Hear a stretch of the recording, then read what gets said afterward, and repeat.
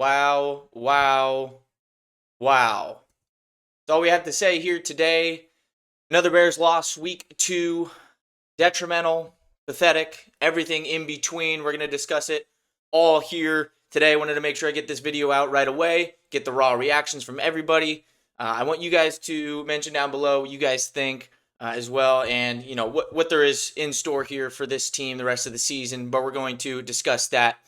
Without further ado, thank you for joining me once again on Bears Digest. I know it's not the best of terms and everything like that, but it's always good to get these out and discuss what we are seeing on the field. If you guys are not subscribed already, please do so. It looks like 67.5% of you have not done so, so please do to get those continued news, rumors, reactions, and everything of that sort. So, a lot to unpack here for the Bears' Week 2 defeat against the Lions. There were no positives in this game. Everything went downhill for Chicago. The turning point of this game was the absolute pathetic call on the referee side before the half. The wide receiver for the Lions did catch the ball inbounds. The clock was running, and they gave them 6 seconds. And with that 6 seconds, they scored, and that made it a 2-possession game, 28-14 going into the break, and that essentially turned the momentum enough to where the Bears could not recover, especially after not doing anything on their offensive drive to start the second half. With that being said, you can't even blame this on the refs. They still would have lost by 30 without that, but that was the turning point. I think just the turning point would have happened a little bit later if it wasn't for that ref debacle there at the end of the half.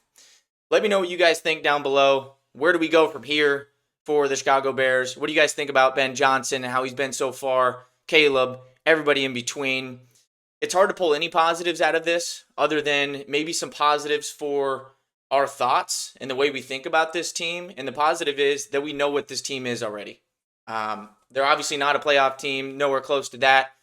And they're honestly probably worse than what we saw last year. I don't see many wins on this schedule other than maybe the Saints and the Browns, and those are going to be toss-ups.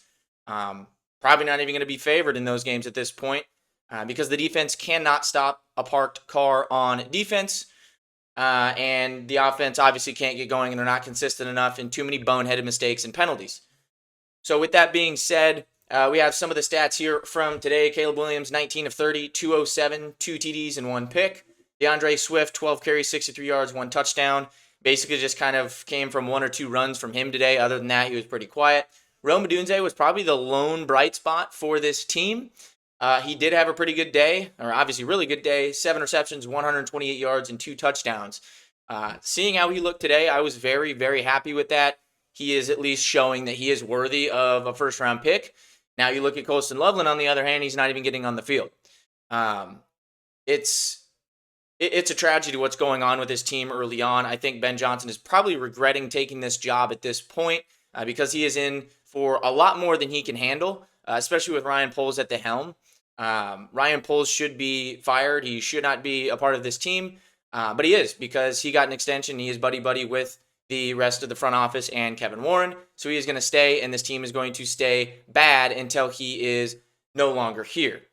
So just kind of discussing more of the stats. Obviously, we do have to discuss the Lions side of things. And if you look at Jared Goff, he was 23 of 28, 334 yards, and 5 touchdowns. He has had many touchdowns as incompletions.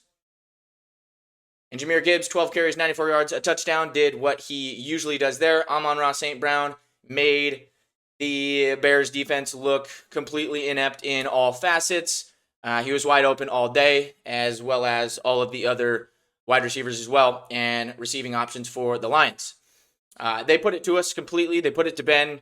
Everything surrounding this game for the Bears was just tragic.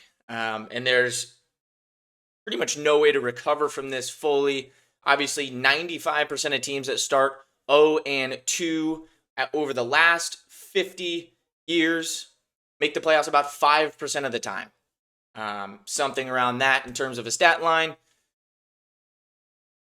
The Bears are nowhere close, obviously, but even if they were a playoff caliber team, the odds would still be completely against them, and the odds would be stacked against them to make the playoffs this year.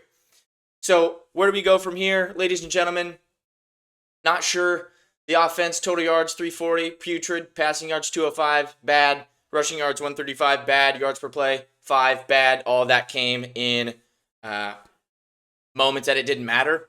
I think that's kind of what we can take away about how bad this offense has been over the last couple of years is it's even worse than it looks like on paper because their yards come when it really doesn't matter. I'm not saying garbage time. I'm just saying maybe it's at end of the half where, they're on their own 20 and they get to the 40, but they don't score, but they get an extra 30 yards here or they get an extra 30 yards here. That's kind of how it goes usually. And they're getting kind of empty stats when it doesn't really matter. Caleb Williams is taken out, I think, with 6 minutes to play. I kind of stopped watching at that point, started getting this ready for you guys. And obviously it was over from that point.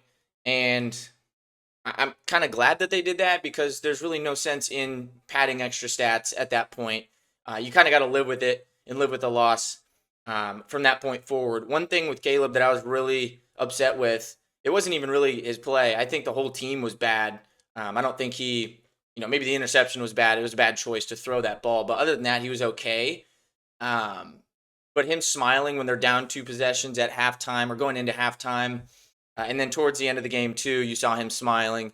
Even closer when he got taken out of the game, act like he really didn't care. I think for a guy that says he cares about the game so much, he should be taking more stock and more, frustration to how these games have played. Not being lazy on the sidelines and things like that or throwing your helmet. It's more of like, hey, let's be serious. Let's figure out how to fix this and not be laughing around on the sidelines. So that was a little bit upsetting there. But overall, guys, I don't think that they can pull off a win against the Cowboys next week either.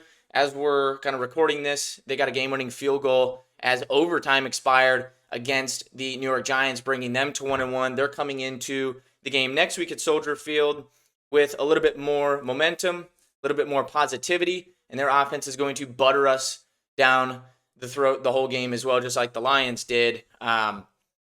Essentially, I think the offense will figure it out over time. We've started the year with 2 opening drive TDs or first quarter TDs and had very good scripted, possessions and drives, and stalled out from that point forward. Now, it's obviously a starting point. We're not used to ever scoring in the first quarter, even let alone the first drive. But going forward, even if the offense does figure it out, they're never going to get into a groove where they're ahead in the game or they have any sort of clock management ability or putting teams away because the defense is putrid. I mean, any time that we're going to be playing a decent to above average quarterback, it's over. And that's what it was like with Matt Eberflus as well for the most part. And now he comes into town next week, and kind of how the storyline goes, he's probably going to shut us down. And the Cowboys are going to win that game too. So overall, guys, I think that what we can take away from this is we know that this team isn't good again. We know that they're not going to go really anywhere. So how can we, from this point forward, how can we show progression to at least lead us into a better spot for the rest of the year and the future? So let me know down below, guys, what you guys think. What should happen going forward? Obviously, if it were me, I'd be throwing in the rookies and some of the top picks that we have to get them some reps because you need to know what it's going to look like going forward into next year and into the future. I would expect a lot of these guys to be cut and or traded because they don't fit what Ben Johnson wants, I don't believe. And they're not good enough. So, you kind of got to see what you have and kind of go from there and take your L's when they come to you. I'm excited to see, I guess, not excited. I'm curious to see how Ben Johnson reacts to this one. It's going to get to a point where I don't know if you're going to lose the locker room, but it's more so you just kind of lose belief in what the team is doing. And on that point, I don't think it's Ben's fault. This is too far over him. This is more of a Ryan Poles issue and front office issue. And Ryan Poles should be fired into the sun, but he's going to be here. And as long as he is here and the McCaskies are running it the way that they're running this franchise, it's going to stay that same way, and they're going to be bad every single year. So, ladies and gentlemen, just wanted to hop on and cover this and the week 2 loss for the Bears. Let me know what you guys think down below. 0-2 to start the year. Obviously not what we wanted. Will they be able to rebound next week? Don't believe so, but we're going to come in with pessimism and hope that we can come out with optimism. So, as always, thank you guys for joining me, and bear down.